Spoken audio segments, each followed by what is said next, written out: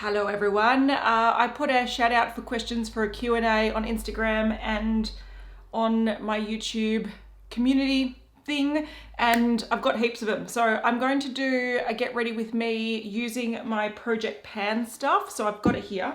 This is a bit of a different setup because I'm actually at my computer right now. So you can see my computer is there and I've got all my crap on my desk. Just makes it, oh, now that's wonky. How did that happen? But yeah, it just makes it a bit easier to grab all my stuff and also read questions. So this video, I'm going to be using my new Project Pan products of 2022, or the start of anyway. I do have them here. Yep. A few people suggested that I keep my Project Pan products away from my other products because there's been at times in the past that I've mentioned like losing something, and I do. I always keep them separate, but as I use them and I leave them on my desk or I grab other products to sort of use alongside them, they often get a little bit jumbled. Like at the moment I've got my Naked palette in there, which isn't part of my Project Pan, but is a palette that I'm testing as part of a new palette series. But as I use them, I'm not super neat and things get lost. It is what it is. Sweaty, it's hot. All right. So I will be putting up this video after I do my intro to my Project Pan, so you should know what these products are, but I will list them all in the description box if I'm too busy chatting and I forget to mention the product. All right, primer. I'm going in with my stick primer that I've been using and still trying to use. It doesn't do much, so I just want it gone. It's by Smashbox, and I try to use a lot of it because I want it gone. Doesn't do much, it doesn't do anything great, doesn't do anything bad. It's just another layer that I do not need in my life. So let's use that up. I just like to rub that in with my fingers. I'll talk about some panning questions first. And while I use my Estee Lauder, this is the Double Wear Light foundation. So Pan with Anna said, what's your favorite and least favorite product category to pan? I would say my favorite would be, this is quite a low coverage foundation, so I'm going to put a bit of it on. I'd probably say base products are my favorite because I find them pretty easy to use up because I do have redness in my face. So every day, even if I'm doing minimal makeup, I tend to wear some foundation or powder or concealer, something. So I find that I can get through them really quickly. Also, I'm the kind of person that is happy to use the same base products every single day and just swap out different eyeshadows or different lip products. So I see a lot of progress on them pretty quickly.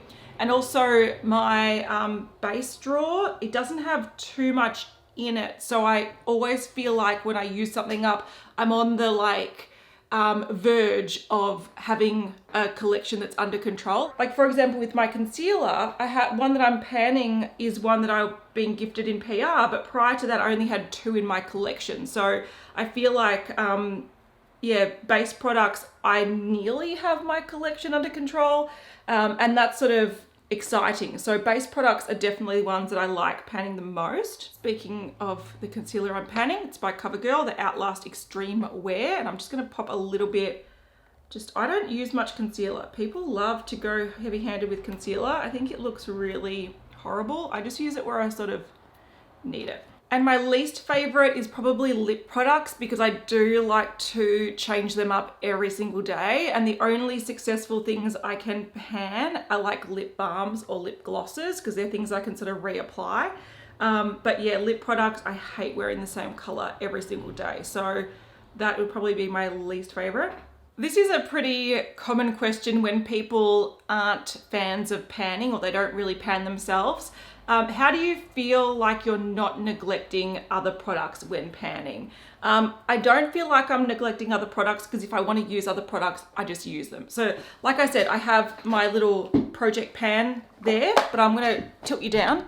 But I also have a lot of other makeup in this drawer here, and I've got other drawers down there.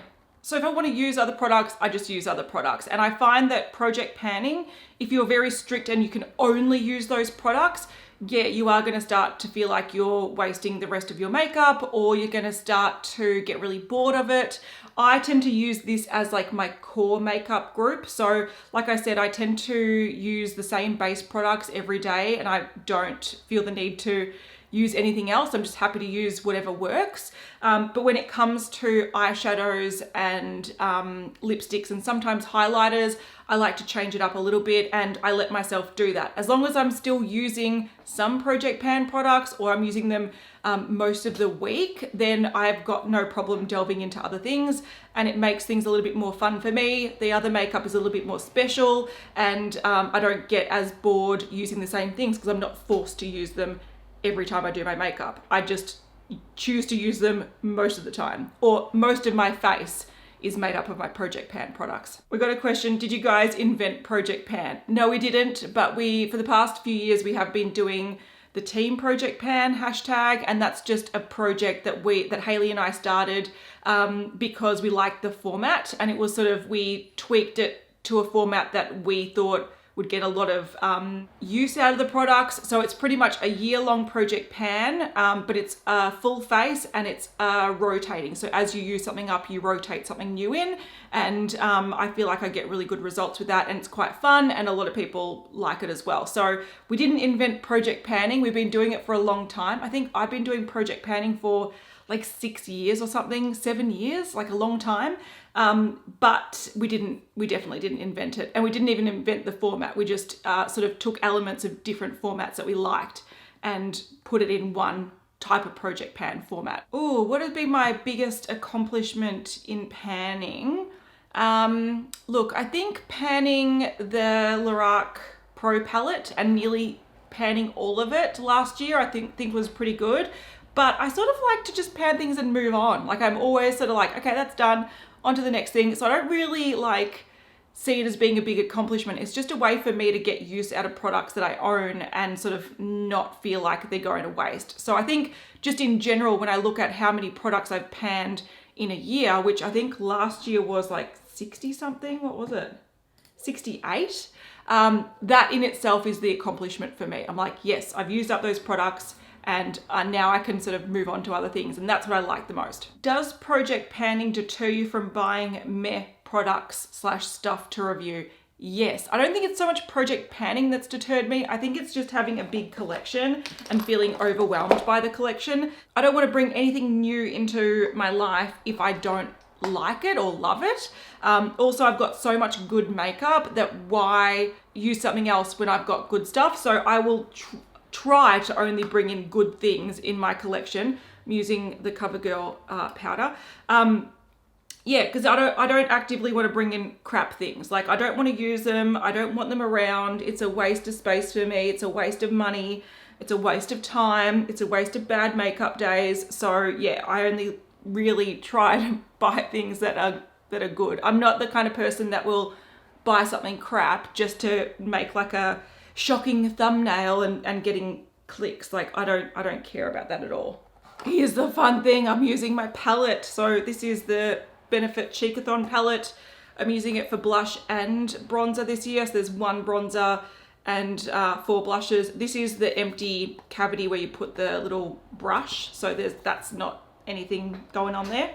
All right, as I use this, I'm gonna talk about some general makeup questions, because I feel like that is coming through, and then I'll talk about some personal ones like moving and how the kid's going and stuff like that. I'll do that towards the end. Trudy Loves Beauty is asking, will we be doing makeup breakup soon? And the answer is probably not. So if you are unfamiliar, I have a channel with my friend Hayley, who's also got a channel here.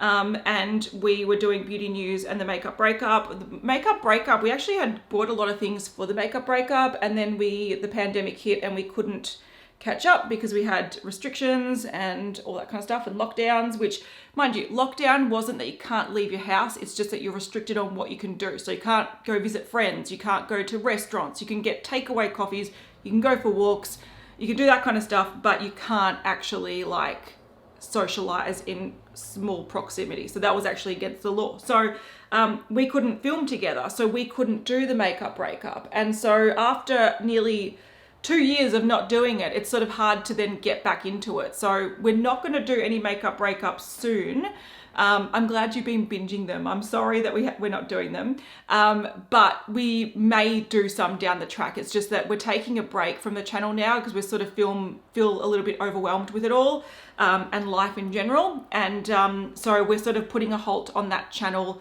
But if there's anything that we want to come back and do, we'll definitely do it, but it won't be in the next couple of months. Suzanne, who's lovely, I've met her in Brisbane. She's lovely. And I still have your scarf. I unpacked it. It's on my shelf. Love it.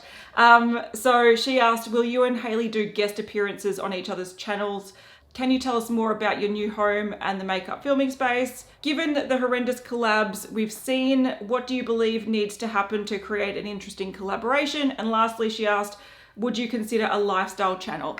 Lifestyle channel, definitely not, because I do not like lifestyle things. I hate decorating, I hate organizing, I hate lifestyle things. I like the aftermath of it. Like, I like when something has been decorated and organized. I like living in that space. Not that I can hire a decorator because I don't have the money, but I don't enjoy doing them myself. So I would never do a lifestyle channel. My lifestyle channel would be how to wipe a bench or something. Like, it would not be anything great. Will we do guest appearances on each other's channel? Probably not.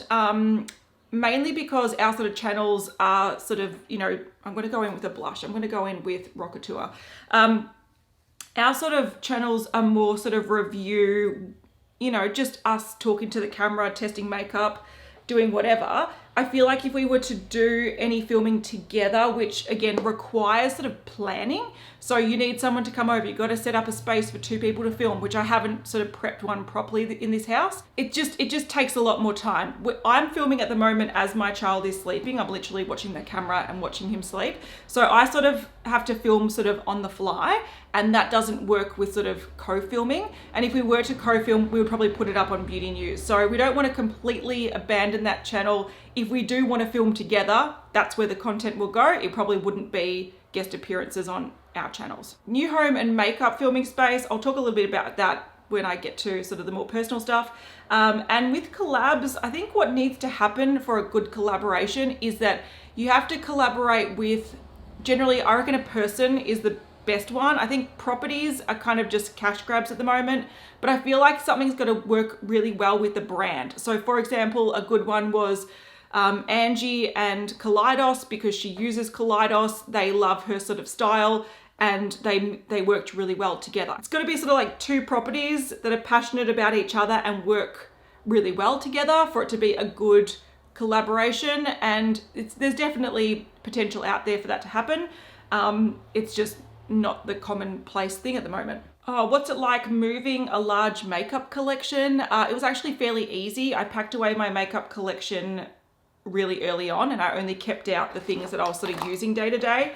So it was actually very easy. Unpacking it was annoying, but we've got a lot of stuff. So this whole process has been annoying. The makeup was the least problematic part of it. Like, it wouldn't have been as easy as someone that just has a makeup bag with their makeup, but at the same time, people might have massive book collections or massive shoe collections. Like, anything that is, there's a lot of stuff, it's annoying to move, but it wasn't anything harder than having a lot of plates and pots. A couple people asked about what my filming plans are, and look, I don't know. Project Apocalypse is coming back. I just haven't had the chance because we've been unpacking, Christmas, New Year's, all that kind of stuff, and also trying to clean up the apartment. So most of my days have been spent busy. So I have been lacking. Oh, I'm going fancy. Dior. This is a Dior highlighter. So yeah, most of my days have been really busy with doing that kind of stuff. So I haven't been able to rock a red lip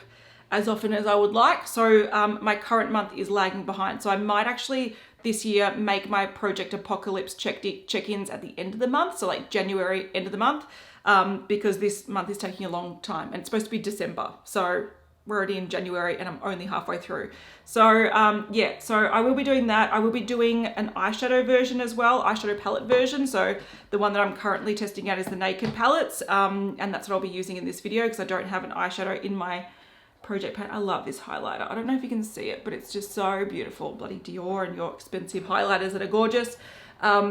yeah, so that I'm going to be doing those two as monthly check-ins. I'm going to be doing obviously my project pan. I'm going to be doing reviews. I'm going to be doing like a project pan for sample products. I've got a whole bag of samples under my desk, and I'll film that introduction soon as well. So hopefully they'll be up soon. But yeah, a mix of project pans, reviews, and also sort of decluttering and reviewing my collection. So there's going to be all that. How did Hayley and I meet? We met because we both had channels, and we got along. We met at an event, we got along, and we were friends for about a year. And then I was like, hey, I want to do this concept. Do you want to do it with me? And that was Beauty News.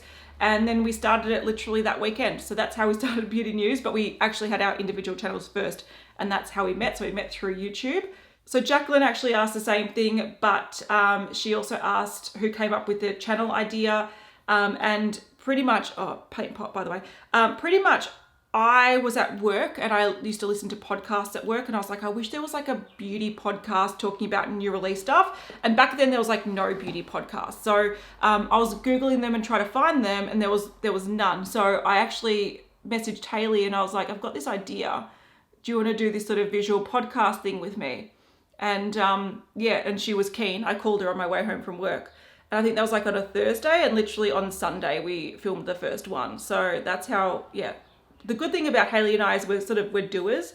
So as soon as we want to do something, we do it, and we follow through. And that's why we've been really good working together over the last, 6 years or whatever it was, because we both are really good at, like, if we were in like a group project, we'd be great because we both do a lot of work, and we do the same level of work, and we sort of help each other out a lot as well. So that's how we were worked so well together. Oh, Sonia asked, how many makeup products would you have if you were not in YouTube? Do you get anxious with large makeup collection, or do you take it as a hobby and play with it? I think I would have a larger than normal collection.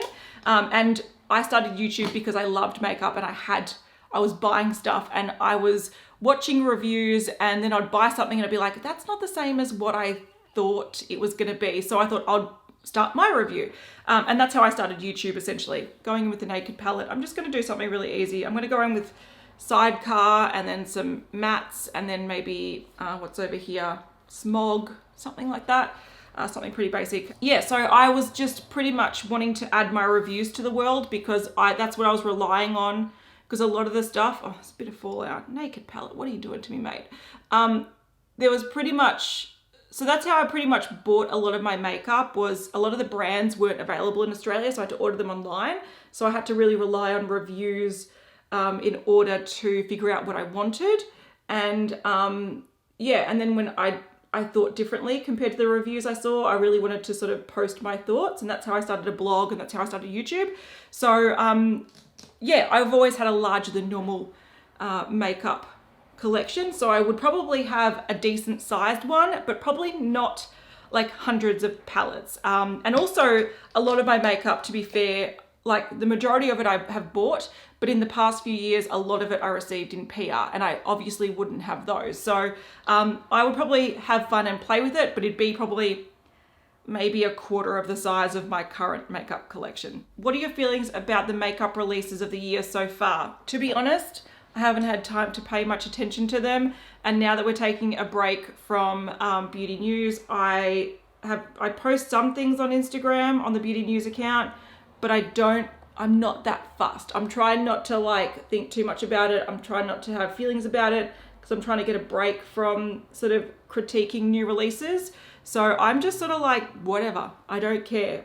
Colourpop's gonna Colourpop, Makeup Revolution's gonna Makeup Revolution. So why get worked up over something that I can't control and I don't need to have an opinion on? So I'm sort of taking a mental break from new releases. Don't get me wrong, I am like noticing them. So if there's anything that I want to try, I am still noticing them, but I'm not overthinking it, if that makes sense. Just putting Buck in the outer corner.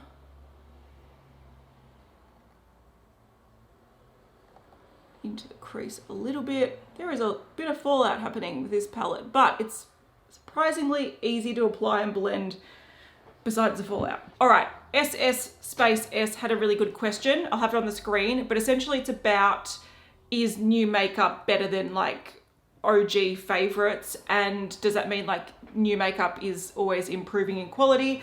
And is there an OG holy grail that you still use years later? I'm gonna answer that one first. There's actually a lot of products that I still use years later. I love some old school MAC products. I really love their matte lipsticks. I think their matte lipsticks are fantastic. My kid is opening his eyes. Close your eyes, son, close your eyes. I love their mineralized skin finish highlighters, like soft and gentle. I think that is still like a standout, gorgeous highlighter that I'll never declutter.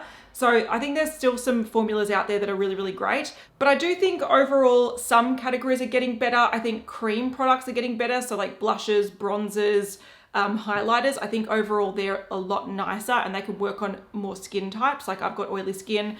A couple of years ago, I wouldn't have touched like cream blushes or liquid blushes with a 10-foot pole, but now they work really nicely on my skin. So I think there's some areas where innovation's getting better, but there's still foundations and powders that I would use from like years ago. I still love Revlon Color Stay and that hasn't changed. So I think it's a bit of a mixed bag and I think it's more marketing than it is innovation, if that makes sense. I think skincare's getting better. I think definitely skincare is getting better. Maybe overall the eyeshadow quality is a lot better. So if you compare something like drugstore now to drugstore years and years ago, I think the quality is getting a lot better, but I do think that's at its peak. So I think even though brands will say that their eyeshadows are the best quality in the world, they're not. And I think besides there being a lot of different finishes happening now with like duochromes, multichromes, different sparkly textures, all that kind of stuff, I feel like there's more variety, but I think the quality is starting to plateau, if that makes sense. I don't think it's always going to get better and better and better. But in terms of like new makeup versus tried and true favorites, to be fair, tried and true favorites are generally standout products from the industry anyway. So if they're still around after 10 years, it's because people are still buying them and they like them. For every product that's like a tried and true OG fave, there's like 1,000 products that has been discontinued because they weren't good enough. So I feel like it's often safer to go back and use the tried and true OG faves because they're the ones that stand the test of time. And even compared to new sort of fancy marketing mumbo jumbo products, a lot of those are going to be discontinued in the next few years. So the tried and true OG faves, I feel like they're like the best of the best. And that's why a lot of them are still better than what's currently being released, just because they were so good over such a long period of time. Speaking of tried and true favorite, Inglot Duraline. I've got a new one because I've just used up an old one and I'm needing it for my Bobbi Brown. These are the long wear gel eyeliner duos. These again have been around for a long time. The duos were sort of limited release, but I love the formula of them. It's just that I've had them for a while, so they're getting a bit dry. But Duraline fixes all problems in my makeup life anyway. All right, on to a few more sort of personal questions, I guess. So people are asking, like, someone asked if I still practice law. No, but I've still got my, I can still renew my practicing certificate and get a job when I want to. So I haven't given that away, but no, I always didn't love practicing law. I sort of wanted to get into law to do sort of research and law reform, which was hard to get a job in. So no, I probably won't go back to practice law, but I might get a job in the field. I know a few people that are in sort of jobs that they really enjoy, and I met them during studying, and having a law degree or a law background has really helped in the jobs that they're in. So there's always a sort of avenue down the track, but I think I would wait until my kid's in kindergarten for that. Jade asked, since you're winding down beauty news, do you plan on going back into law or be a full-time mum? Would you have more kids? I saw someone else ask when's the second kid happening? Look, firstly, we don't know what's happening with beauty news. Potentially in, a few months' time, we'll be like, we want to get back into it, and that's a door that we are leaving open. So who knows? I'm not gonna jump back into law because it's not something that directly interests me too much. I might look at doing something like volunteering, because I find that a lot more rewarding, working with sort of underprivileged people, maybe in a legal capacity. Like that could be something that I want to do down the track. But again, I would sort of do that when my kid is in kindergarten next year. I just actually signed him up to put him on a wait list for a kindergarten, so it's not too far away. I can't talk and do liner at the same time. I find it really hard. My study is upstairs and it is muggy today. It's not super hot, but it's a bit muggy. Just taking the excess, running a little bit on my waterline because I don't like that fleshy line. It just doesn't suit my eye shape. But yeah, I've been a full-time mum for the past 20 months, so I will continue that this year. I was sort of filming when my mum would come down and like take him to the park and give me a couple hours break, and then I'd edit in the evenings when he's asleep. So I was sort of working from home around being a full-time mum. So I consider myself working, but not, it's only like the equivalent of like a day or two a week. And I do that around my kid. It means that I work on the weekends and in the evenings, but it is what it is. So he's not in childcare. We were thinking originally to put him in childcare at some point, but we didn't know where we were going to move to. So we couldn't put his name down on a waiting list. And now that we've moved, the waiting list is 2 years long.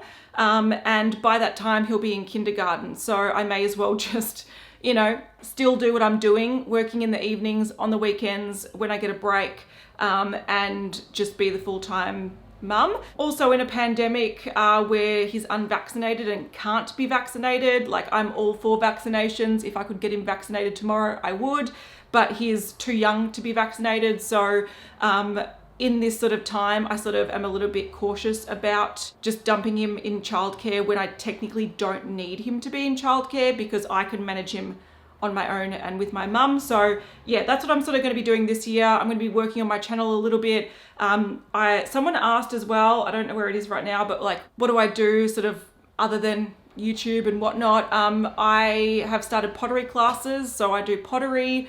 And I also have a business idea that I sort of might want to get off the ground in the next year or two. That's sort of a long-term plan because again, this year, like we've just moved house and there's a lot to do on the house. We want to sort of do a few renovations.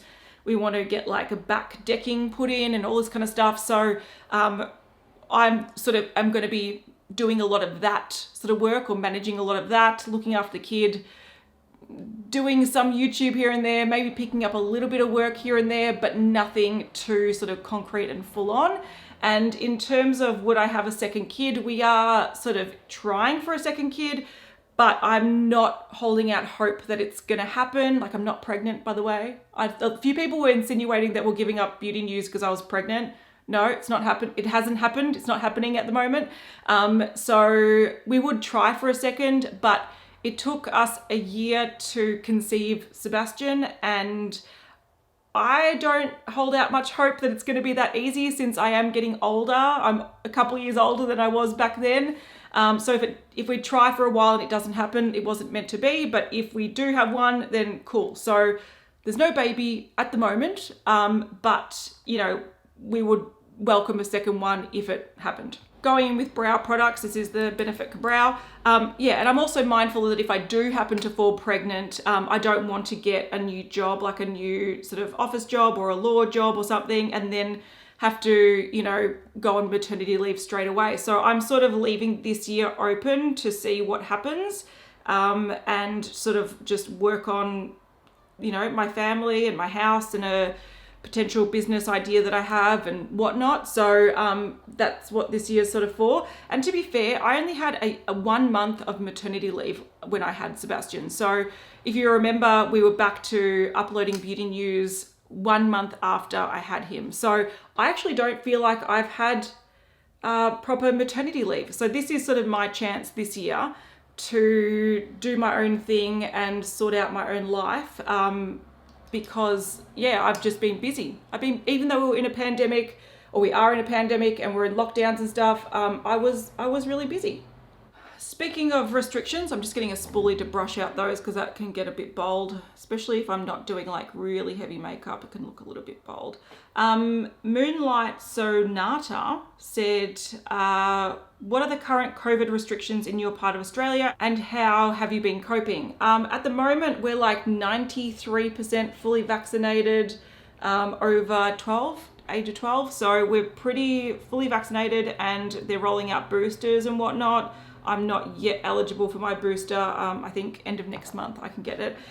So they don't have heaps of restrictions. The restrictions are that when you're in an indoor space in public, you have to wear a mask. So if you go to a cafe, a shop, public transport, whatever it happens to be, you have to wear a mask, and you also have to check in. So we have QR codes, and you have a government app, and you got to check in to say you're there. So if there's been an outbreak there, they can alert you to it. So that's pretty much it. There might be density caps on some things, like if you go to a government building or something, they might say you can only have X amount of people in here at a time. But beyond that, that's it. We can have visitors over, we can do whatever. I went to a wedding a couple of weeks ago, so that's the only restrictions we have, which I'm coping fine. It is totally fine. I'm happy to bring a mask with me, and whenever I walk into a shop, I put a mask on, sanitize my hands, and check in. If that's all I have to do to live a happy life and not have COVID, then I'm cool with that. Got my little Hourglass mascara. And yeah, so I don't think they're going to impose stronger restrictions because we are all vaccinated. So that was sort of the goal. They imposed lockdowns because we weren't highly vaccinated. And you know, they were sort of trying to protect people. Now, because most people are vaccinated, so if they do get COVID, it's not going to be as bad as if they were unvaccinated. The government isn't going to impose crazy lockdowns to stop people, you know, catching it, because people can sort of handle it now. So things have opened back up, and I don't think they're going to go back to lockdowns. But like I mentioned before, lockdown wasn't, like, I feel like some people who haven't experienced lockdowns thought lockdown is like quarantine, like you're stuck in your house. It's not. It's just that you are restricted in what you can do, like socially, for example. Like you can go to work if you're a frontline worker or if you're an essential worker. Otherwise, you have to work from home. And then you weren't allowed visitors at your house, and things like restaurants and stuff could only do takeaway. So it wasn't like it was hard, and you didn't get to hang out with friends and see family. But it wasn't as, you know, restrictive as some people are making out that it was. Don't get me wrong, I don't want to go back to doing that, but that was a way to protect unvaccinated people while vaccinations were rolling out. Now that we're at 93% fully vaccinated, like this is the way of the world. I did have a few questions about moving house, my makeup collection, a few things like that, if I'd do like a house tour. So I moved house. Someone was asking how do I like it compared to living in an apartment. Look, to be fair, my apartment had more storage, so I'm actually really struggling with storage solutions, and but having like a nice bigger living area and a little backyard and stuff has been really lovely. And it's good for entertaining. We've had people pop by quite a lot. I'll put my lip on, which is just a Colourpop Ultra Glossy lip in the shade Queen Cobra. This is just a shimmery nude. I only picked this because I'm still doing my Project Apocalypse, so I thought there's no way I'm gonna get much use out of like a lipstick, so I may as well do a lip gloss that I can throw on either when I'm getting ready to nourish my lips or just, you know, in between testing lip products, or on like no makeup days. So that's what it's so shiny. Look how shiny it is. Beautiful. So that's what I'm in my project pan. My kid's calling out to me. Hang on. All right, half an hour later and I'm back. I actually like this makeup. I think it all works well together. I think in the lighting before and the camera angle, it wasn't looking great. I'm just getting a bit more powder because I'm starting to sweat off my makeup a little bit. I've got the biggest sweat mustache going on, and a little bit of powder to hide a little bit of that sort of glitter fallout from that, what shade was it? Sidecar. Love that shade of Urban Decay, but it does have a little bit of glitter fallout. So anyway, touched up, hooray. A bit more lip gloss because it's already worn off. This is why it's good to pan a lip gloss. You can reapply fairly regularly. So I had some questions about moving house, whether I'd do a house tour, makeup collection tour, what made me choose the house I bought, is it any harder buying during a pandemic? There was also like, where did I move to? A whole bunch of stuff like that. Did I lose anything in the move? So we've been looking for a house for a while because we've just sort of grown out of our apartment. We're a bigger family now. It is what it is. And it's also, yeah. And also due to the pandemic, my partner has been working from home for nearly 2 years. So all of a sudden we're sort of down one room because of that. So we decided to move for that reason. We didn't move super far. We were sort of looking at a few areas around the area that I already live in, some sort of adjacent suburbs, and then we're also looking quite far out, which is sort of nearer to my partner's family. So we're looking at a few areas, and we ended up moving just like adjacent to where we're living.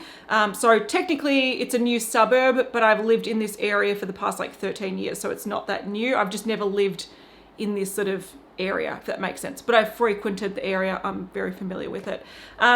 Didn't lose anything in the move that I can think of. I might have misplaced things. There were a few things that I was hoping to find in the move and I didn't. So those might have been just gone. Was it harder buying during a pandemic?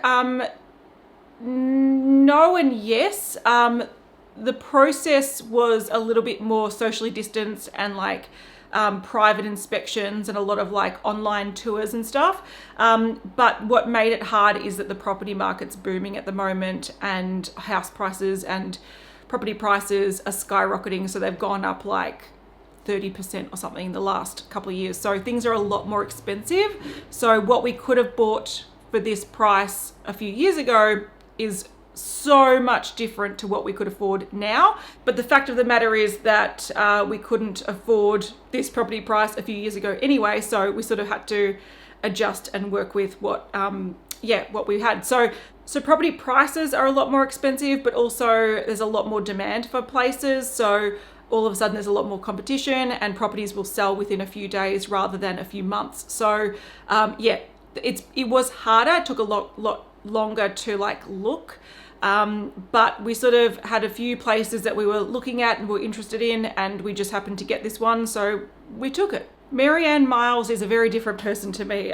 So she left two questions. So firstly, she asked if I would change to more lifestyle content, and I addressed that before. No, because I hate lifestyle content. I don't watch it. I'm not interested. Then she also said, if you could have your dream makeup storage solution, what would it be? And she also asked for a home tour. I can't stress this enough. I hate storage. I hate organizing. I hate lifestyle. I hate it. I do not find it enjoyable. I love the end result. I hate the process. I'm not Monica Geller. I am the furthest away from Monica Geller.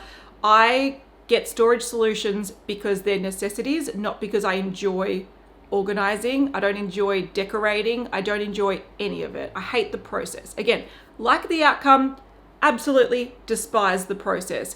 And I hate how much storage costs. It drives me insane. So I have been trying to move in a way where I put things away and they're organized to a point where it's all functional.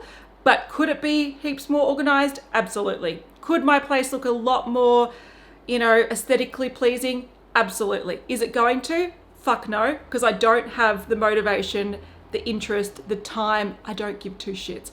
I will not do a house tour for two reasons. One, it's not a very impressive house to give a tour of. And two, I don't want to dox myself. Like, let's just be real. When it comes to, especially when you buy properties that have been listed online, those listings, at least in Australia, stay up pretty much forever. You can Google an address and you can see the history of it. So if I do a house tour and I show you what tiles I have in my kitchen or what my front door looks like, people can go back through the last few months of property listings and find my house. So I'm not going to do that to myself. That makes me really uncomfortable. It makes me uncomfortable for my child. So I will never do a house tour. And like I said, I don't have anything amazing to show you in terms of, here's my amazing makeup storage. It is a functioning, I don't want to say mess because it's not a complete mess, but it's not tidy, but it's functional and I know where things are. So that's how I sort of operate. I might eventually do a makeup collection tour, but again, it's not impressive. It's like, I can show you now, it's literally just drawers of stuff. Hang on, I'll show you a little bit now so you can see what I'm talking about. Here's some boxes of stuff I haven't put away. Here's some just desk mess that I haven't put away.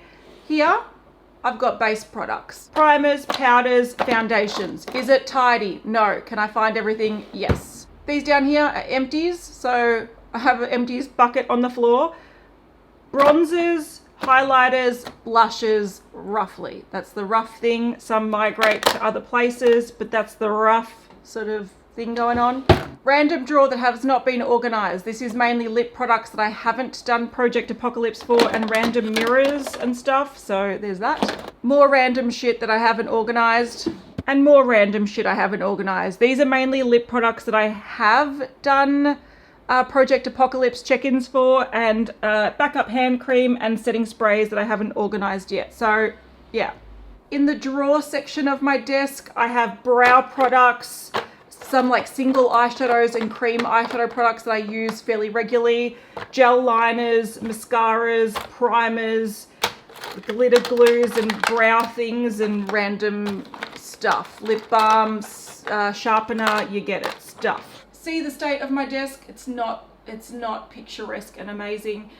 Top drawer has some just everyday makeup that I've been using. I've got some brushes, I've got some palettes that I want to focus on. And in the bottom two here, I've got my laptop and also our sound, like microphones and stuff. So this is like filming gear down there. So that wasn't super impressive, and I'm not the person to come to for storage solutions, because like I said, I hate storage. I hate it. It's functional for me. I do it because I have to, but it's not an enjoyable experience. So you're not going to find like little tubs and little separator things, and no, as long as it's in a drawer and I know where it is, that's organized enough for me. So yeah, that's all you're going to get. So when I declutter my collection, like when I've gone through and I've maybe decluttered all my lipsticks and decluttered my eyeshadow palettes, I might do like a final, like here's all the drawers that are organized and here's my eyeshadow palettes and here's my lip products. But that's probably not going to be until later in the year, if not next year. All right, I'm going to call it there because I've got a bit of filming to do and I am sweating. So thank you to everyone that left questions. Hopefully I answered enough of them for you. I try to only do these about once a year because I feel like I'm boring and not that much changes, but I tried to cover as many as I could. So thank you to everyone who asked questions, and if you want to ask any more questions, or if I didn't get around to answering yours and you're happy for me to type an answer, leave it in the comments. I will gladly answer your questions. So I'll see you in the next one. Bye.